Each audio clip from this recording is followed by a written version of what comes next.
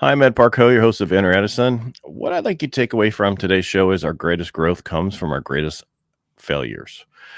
I will bring you guests to tell their business journey and guests that'll help you on your journey to help you avoid some failures, but not all of them because we need some to grow. Today's guest is Brandi. What I got? Brandi Benson.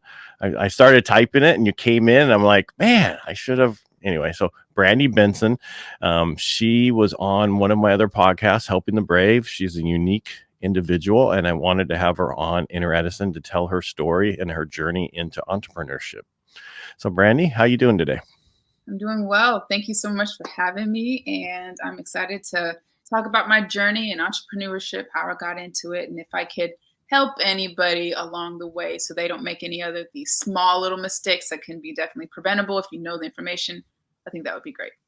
Right, but we have to make mistakes. I mean, the only way we learn and grow is from making mistakes. But that's why I started bringing more people on to help us grow our business, Hmm. do certain things so that we don't have to have those huge failures. We still have failures, but not such deep where it could almost put you out of business. I've Exactly. I've talked to a few people who are like, I can't believe I survived, and I haven't had everyone on the show yet, but they're like, I there were some huge things that happened to me, and I can't believe I got through. I've had those major things happen to me over the years through stuff. I mean, 2006, 2007, our industry completely went away, and Mhm. and going through all that and coming out the other side. So for me, I've done it. So when a client calls me and tells me their story and why they need help, I'm like, don't worry, there's no judgment zone here, because if it Right. happened to you, it's happened to me. So, Right. And it's not going to stop just there. It's going to continuously right. continue to go. And it's just life. Yeah. So you want to tell our listeners a little bit about who Brandi is and your background? Sure. Yeah. So I'm Brandi Benson. I'm a Ewing sarcoma cancer survivor. In 2009, I ended up getting Ewing sarcoma cancer. So, like, the most interesting part is that I was downrange. So I was deployed. I was in Iraq. I was in a place called Diwania, which is, I think, it's like 198 miles south of Baghdad. So it's like in the middle of nowhere. It's considered like a red zone. There's lots of bombs, mortars, lots of stuff going on over there. So while I was deployed, I ended up discovering the cancer that I had, and it kind of presented itself as a tumor. But at first, I didn't know it was a tumor. I didn't know what it was. I never had a tumor before. I never knew anybody who had one. I didn't even know what the word tumor was. Like, I was not very educated about cancer anywhere else in the body besides breast cancer, lung cancer, brain cancer, stomach cancer, like all the stuff you already hear. So to think that this lump in my leg was something detrimental to my health didn't kind of like, I didn't connect the dots because I didn't know that was something that was possible. So I was kind of just like wandering around in Iraq, being deployed with cancer in my body, didn't know what it was. And I had a couple of roommates who kind of like were urging me to go get it checked out. And one of the symptoms is extreme fatigue. You are so exhausted, you are so tired. And that's what I was experiencing in December and then in January. And I thought, again, it was because I was 24, I'm working out a lot, I'm away from my family, I'm in a war zone. All this stuff that's going on is probably why I'm so tired. It's the holidays, I'm missing my family. So I kind of just thought it was something really small. But anyway, so my roommates were telling me to get it checked out. My NCOs were telling me to get it checked out. Everybody was like really concerned, and I didn't think anything was wrong.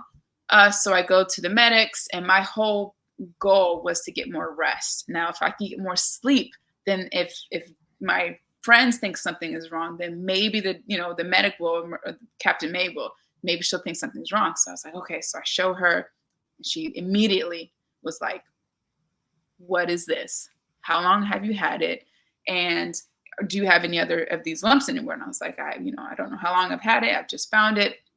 So I kind of just go along, and they send me to Baghdad, they send me to Germany, and then they send me to Walter Reed Medical Center. And through that whole kind of transition of being bounced around from place to place, trying to figure out what's wrong with my leg, I'm diagnosed with Ewing sarcoma cancer, which is very rare and aggressive cancer.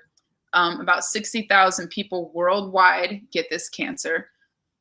And not a lot of people live from this cancer. So if they live in the initial year, the probability of them living past 5 years is not very high. And I'm at my 14-year mark, and I think it's because of eating healthy, paying attention to what I'm doing, my mental health and stuff. So now I just spread awareness about Ewing sarcoma cancer, what it is. I opened up a business for veterans. Well, it's not specifically for veterans, but it started out for veterans. It's a resume service. And I created that because I ended up getting out of the military. I got medically retired, and my whole goal. You're telling your story, but I want to kind of stop you through your story because you'll be done with your story and we'll still have like 30 minutes to go.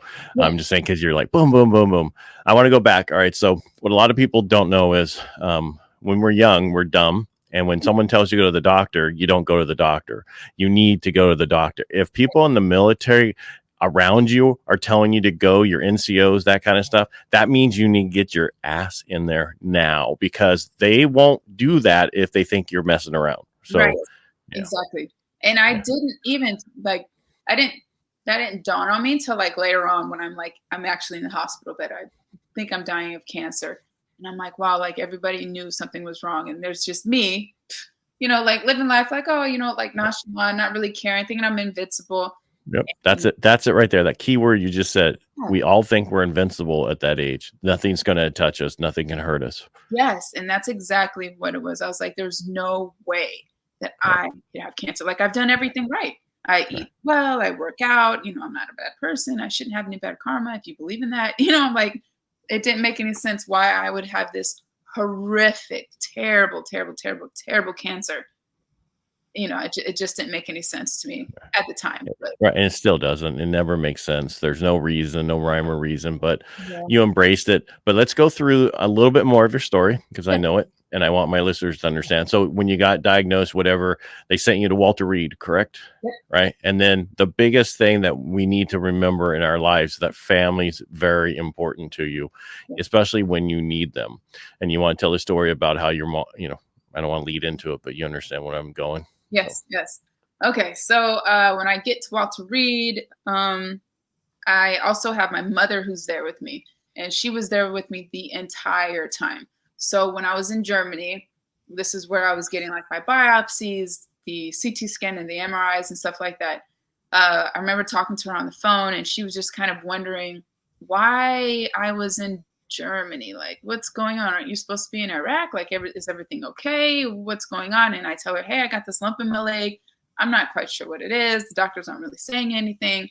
She's like, that's not normal. You're asking the right questions. Are you, paying attention? Make sure you're writing down what they're saying. Like, I'm not there, with you to be there and kind of bounce ideas off and try to figure out what's going on.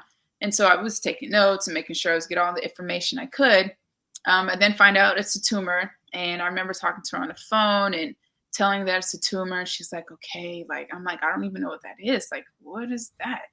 So I go online and I look it up, and it could be cancer, isn't it? And it might not be. So I was like, oh, this is getting really serious. I was like, I don't know if this is, really bad, but deep down inside of me, I knew it was cancer. I knew it was something bad, but I was just like praying and hoping that somehow, I wasn't going to have to face this terrible beast that steals so many people's family members away and, people.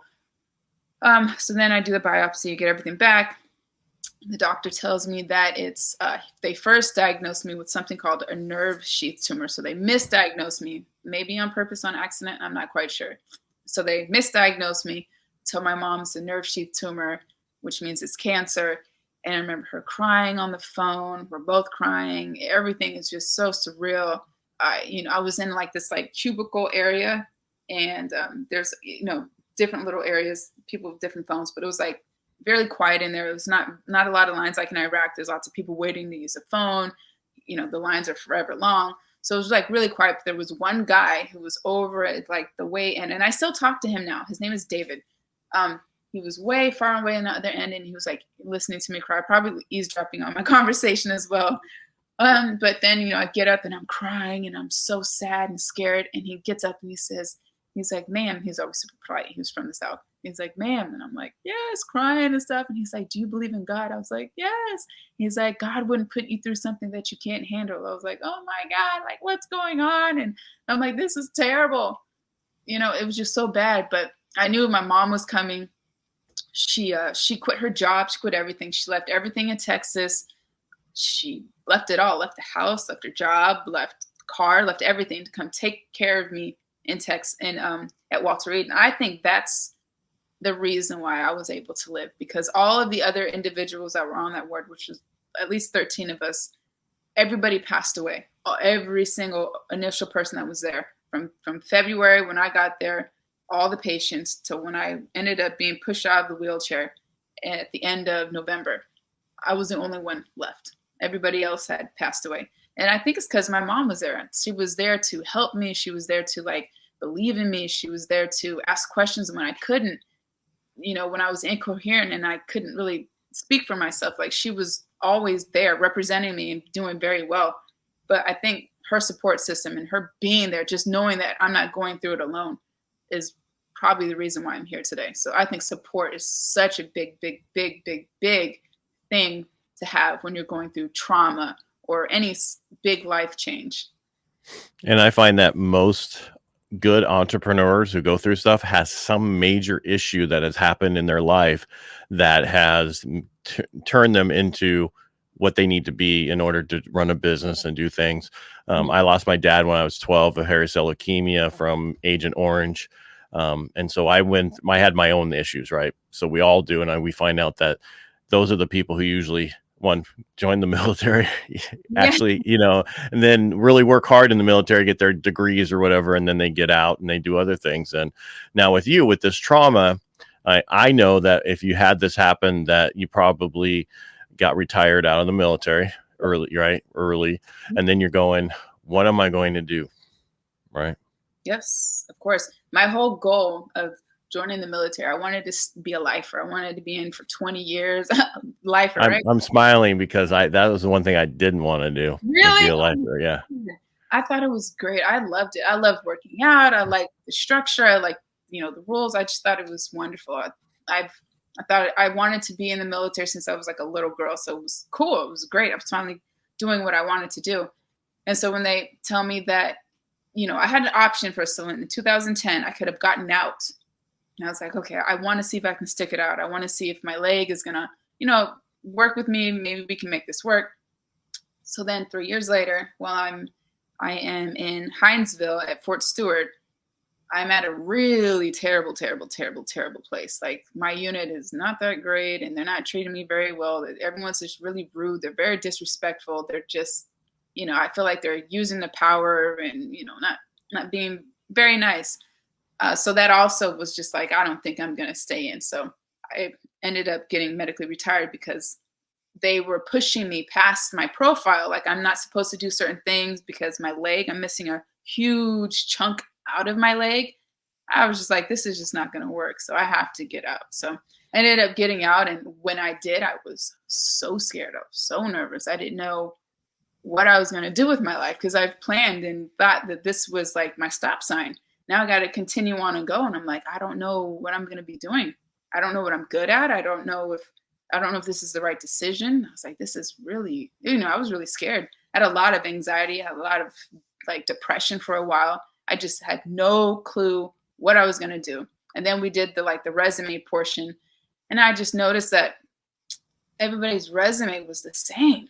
And I was like, how are we all like going to get, I know we've done the same MOS, like we're doing the same jobs, but there's like nothing really making us stand out as far as like our jobs. I'm like, this is bad. Like, how am I going to get out there and get a real, get a job out here? How do I do this? So then I opened up Resume Advantage, and that's how it all kind of birthed itself, was just knowing that there was an unmet need. And I was sure that my classroom of people were frustrated. And so there's probably more people like that out there. And I thought maybe I can help some people. So that's how I ended up coming up with Resume Advantage. And I mean, okay, you came up with it. How did you get started? Did you go in your class, if anybody need help, I'll help you? Or how did you get it going? I mean, because most people don't know through the transition. I mean, the transition out of the military, I think retirement out is a little bit better, but the regular one, 4 years in, 5 years in there, that is the worst transition. Yeah, I think that's what usually my customers are. They're the ones that are not made it past like E5. Yeah, because I mean, you need to somehow relate what you've done to the civilian world, which is completely different than what we're used to. So, Yeah. So I got out and I went back to school. So I went to school to get my master's from the school called Savannah College of Art and Design. It's called SCAD. It was like an art school. I had no clue I didn't know the school was like a prestigious school. I didn't know anything. I was literally like throwing as many lines out and whatever I could catch, like I was going there. So I ended up getting accepted to this really great school. Had no idea how big of a deal this was. Go to this school, get my master's. They then have this program called the WRP program. And that program would line you up with government jobs that what you would like to be doing in the future. So then I got introduced to the Corps of Engineers, the Army Corps of Engineers in Savannah, Georgia. So I started working for them. And I did a bunch of HR stuff. We did resumes and cover letters, and we read job announcements. We created job announcements. We did stuff on USA Jobs. So I'm like getting a lot of information on what good federal resumes look like, what the ones getting kicked back. And so then I just start realizing all my friends that have like crappy jobs. I'm like, why don't you apply to this job here? Like, this is what you have to do. This is what the resume needs to look like. And I start creating their resumes, and all these people start getting jobs. And I'm like, maybe I'm pretty good at this. So then I'm like, okay, I'm going to try this. So the guy I was dating at the time, I was like, I'm going to quit my job and I'm just going to try to open up a business. And he was like, I don't think that's a good idea. Like, that's not very smart. And I'm like, I'm going to. You're not married to him or anything, right? No, I'm not married to him. Okay. That was your first sign. Yeah. He didn't No support and not believing in you. Right. So I just looked up. I really didn't know what I was doing. I just looked up, how to open up a business, looked on YouTube. I was, you need an LLC, went on LegalZoom, paid them. They did all the paperwork. And then from there, I just created like an Instagram page. I created a Facebook page. I started studying like other people who are in the same industry and seeing what they were posting and what they were doing. And it just kind of fell into place. I got a website done. I built my own website. I taught myself how to build different things. So it just kind of was trickling down, and it started off really, really, really, really slow. Like I was doing resumes for free for quite some time to build it like a portfolio. And then once I had like a significant portfolio of work and different types of careers and jobs I was creating and doing and resumes and stuff, I was then, charging super cheap. So people would even start coming. I was like, all right. So, but then I noticed that even if I was doing quality work, but the price was too cheap, like they didn't want to pay that. They felt like it still wasn't going to be good enough. So I was like, I don't know, what I should be charging. So at first it was free, then it was $50, and it was $80, then it went to $250, then it went to $300. And I was like, then I dropped it back to $150, and I was like, I'll just, leave it there. Because everybody else's resumes, they're extremely expensive, like $200, $300, $400 for these resumes. But $150 is like the sweet spot. It's been working pretty well. And now, how long have you been doing this? I've been doing it since 2018. Now, is it just you, or did you hire other people? Because you've been, I have. So it started out just me. And then there was a young lady. Her name was Latasha. And she was doing the cover letters and the professional bios. I was doing the resumes, the LinkedIn profiles, and like the PowerPoints and presentations and stuff. She ended up passing away from breast cancer. I'm sorry. I know, it was really terrible. So when she got diagnosed, we kind of had to like pull back from her, the work I was giving her. So I ended up hiring another guy named Arthur, who is located in India. He does amazing work. So him and I work together, and he has a whole staff of people that we work together with. So him and I split up the work, and then when he's done with whatever he's created, I go over it, make sure it's what it needs to be, and then we ship it on out. And what are you looking for going forward with your business? I mean, how big do you want this to be? Is this something that, that's my, because everybody has that question, because there is also price point sweet spot and company sweet spot for you personally, possibly, and versus what you want to do, right? Yeah. Yeah. I And would. one more. And what's your, because I mean, the big thing is your definition of success, right? Everybody's different, right? I have a baby. I don't know your situation. I'm just throwing it out there. I want to spend time at home. I want to spend time with my family.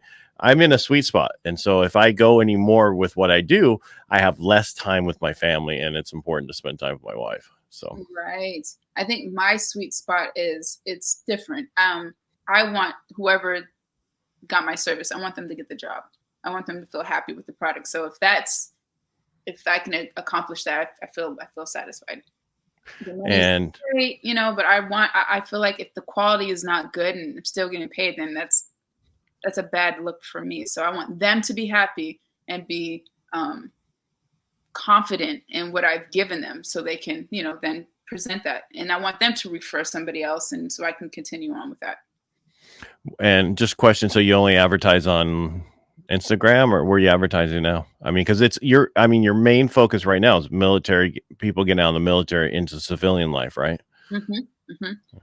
So when I first started out, I was doing different things. I had a couple things on not LinkedIn. I was using like Instagram to post and do advertising, Facebook to do that. I had a billboard one time up. I had some, I went to different military installations, and like what is this? That's not it's like when you get onboarding or incoming in process, when you're in process, there's like this book or this magazine like full of different stuff, like what's around the area, stuff like that. So I had an advertising or an ad in there, and then I really wasn't getting too much. So what I've noticed is the word of mouth, like I'm just getting tons of people being referred to me, and it's constant. So that's word of mouth is what my form of advertising is right now.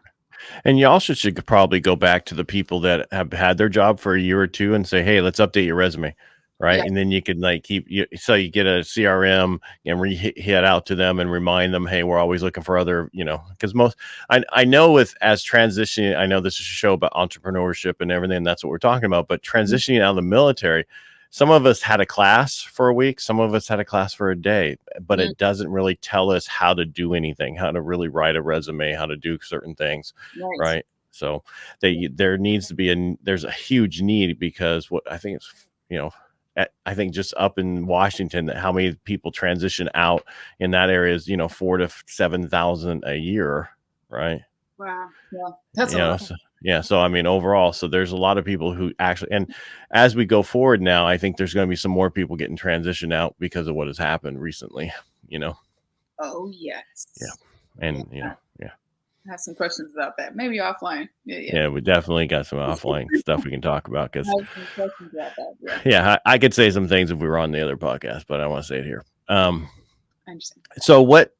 So looking back at, doing this for the past, 3 years, right?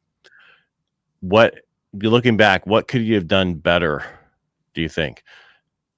Or was there any like moments where you made this mistake that you're like, okay, well, if I knew this, I know it now, but this is what I could have done back then, I feel like networking, like joining different organizations definitely helps.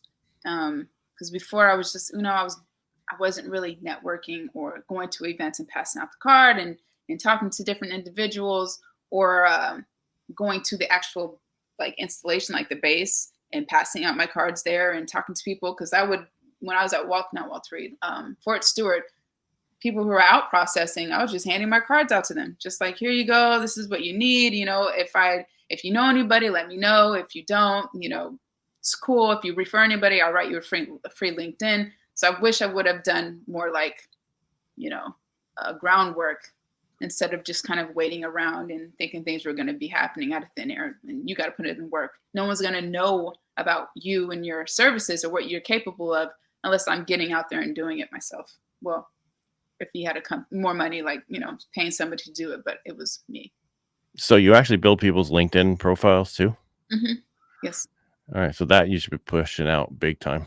Yes. Because LinkedIn is not used as much as it should be used for people. I mean, they think about Facebook and Instagram and, TikTok and all those, but LinkedIn is huge for business owners. I mean, for people in business going to get their, they want to know what's going on and what you know about. So yes.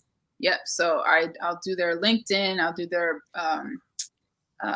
the resume and the cover letter if they want one. Sometimes they do, sometimes I don't. And if they don't, sometimes I'll throw it in for free. I'll throw in like a little template, here, this is how you write it. These are the words that you can implement into it. And it's kind of like interchangeable, so that never wears out or never gets old. And I try to make resumes as, unless it's like super specific, it has to be that, but I try to make the resume as relatable as possible, so they can apply to other fields just in case. Some people are just so hyper focused on that one job and that one position, and it narrows their capabilities and what they could be possibly doing in the future. Or the recruiter looking at the job saying, oh, it just doesn't seem like they have that experience that we're looking for, and they probably do, they just didn't put it in. Right. Or know how to. Right. Right. Yeah. Hire me, I'll help you. That's right. But so do you have a coach, mentor, anybody right now helping you for you personally growing, for your growth? I don't. You need to get one. I guess I would have one, but I do The not. one thing that I learned by doing all these podcasts is everybody needs you need a group, some strategic group that you get together with or talk to online, whatever. You need a coach, you need a mentor, you need a cornerman. I don't care what it is, or corner woman. I don't want to, be sexist. Yeah, thank you. But you need that to help you grow, to ask questions. And if you, like, how do I do this? How do I do that? Yes, you were able to find it on YouTube. You're able to find certain things on that, but you're not going to be able to find everything you want or need to know out there. But you can find these people who can mentor you and actually be a coach, and have a network. I mean, we were talking about network. You need a network of people, not necessarily in the same field, but in other fields that can go, hey, do you know how to do this? Well, I know, George over there, or Jenny, whatever, you know what I mean, can help you. So it's really important. So I have a friends network. So people who can build websites, people who can build videos. So I have like different things, but they're not in my like employment sector field, but I got a couple. Now, do you also do like, because I've seen your Instagram and I've seen you in some sports stuff. Are you selling that stuff too, or is that just? Yeah. Well, let me see. So what? So I'm not like I stalked you. You're just on that feed of mine now, and I'm like, okay, and you're talking of, huh? I said, yeah, you're totally fine. No worries. Yeah. So I partnered with this company. It's a wellness company. So I'm really into like health and wellness and eating well, and your microbiome is in your stomach. It's really important to have that healthy. So I sell those products, but I ended up getting picked up by this company called Sephora, and so I just model their clothes, So to get paid for it, I hope. Well, what they do is they give me free clothes. Yeah, but what I want is free clothes and money. So when you model them, you can't hand them back anyway because you wore them. So. Oh, that's true. Yeah, but I want the money and the so that's gonna happen soon. I'm gonna manifest it. So all right. So I have a question, because I told you before that when we talked about this somewhere else, my wife's best friend had the same thing, right? And so. Have you like worked on, do you ever get any more strength back in that leg? Or, like you can't like overbuild the rest of it, like, working out, or I'm just curious. Cause your legs are some of the biggest muscles you can build. So you can. So I have my hamstring part of it, and I have my quad. I just don't have the adductor muscle. So I can build those two, the top and the back. I can do that, but it's really hard because it's so weak. And they tied the muscles together. So, there's like a top muscle, bottom muscle, supposed to be a middle muscle there. They tied it together. So it's like really tight.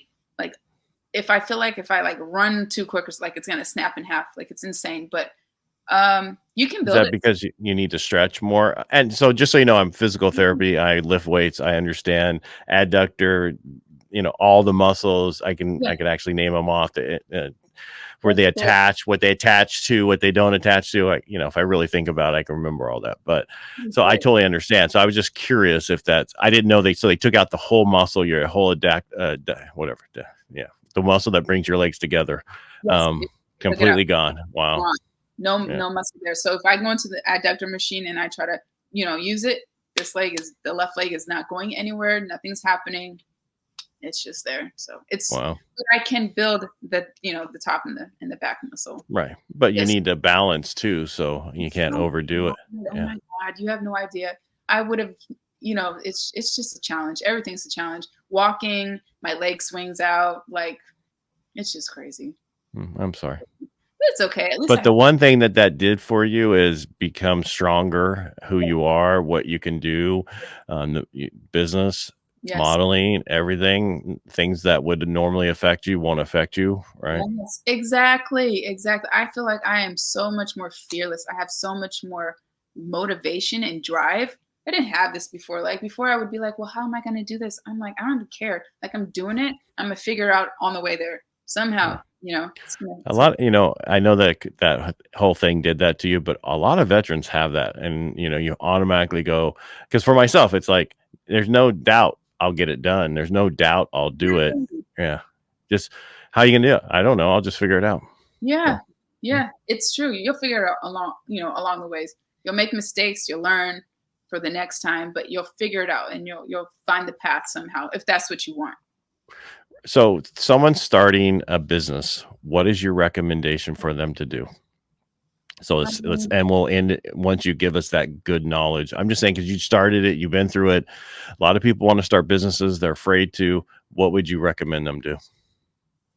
Find the industry that they feel like will bring them the most like happiness, because I've learned being my own boss that I'm working way more than I do for somebody else. Like on the weekends I'm working overtime, I'm paying myself, and you're going to be doing this all day. So find something that you're passionate about, find something that makes you happy, because you're going to be doing it for quite some time. So just narrow down the industry that you're trying to open up a business in and do some research in it. Find out, if it's even lucrative, if it's something you can make money off of. Can you make money off of resumes? Well, you definitely can. Yes, you can. Everybody needs one, and they never know until they need a job, and everybody needs to work. So Yeah, you know how many times I needed a resume? I'll help you. I got you. I've never needed one. So, Never? Oh never. my gosh, that's amazing. I've always worked in the mortgage industry, and before that, I mean, whenever I got hired, they didn't have the military. Got out, was in the mortgage industry, right? Been in the mortgage industry. They really just don't. Wow. I take it back. We have to have one when we put in to get approved with a company as a broker like us. We have to tell them our resume, like how long we've been in the business. That's the only one I have, and it's just so that they know that I've been in the business this long. It's not to get a job. I've been lucky to that point, but not everybody's been as lucky as me. That's so great. I wish that was like my life. No, you don't. No, you don't. You need people to have a resume. That's true, but I'm saying that if I didn't have to have a resume and I didn't have this business, I could have, somehow lucked out like that. That'd been cool. Yeah, but I also think that we haven't seen the end of you or what you're going to go and do yet. I think this is the start of your life, what you're doing. You had an event that happened that has driven you to go forward, and that you're not going to be, you're doing this, but I don't want to say you're not bored with it, but there's other things you're doing and other stuff you can do that I don't think we've seen the end of you where you're going to end up at. So in 10 years from now, I think we'll have to revisit this. Yeah, that would be cool. Oh my God. That would be cool. We'll have to definitely do that. Brandi, thank you so much for being on the show today. I really appreciate it. Of course. Thank you for having me. It was a pleasure. It was our pleasure, actually. Thank you. Yes, of course. All right. And if you're listening to this and you liked what we're bringing to you, please like, subscribe, and share it.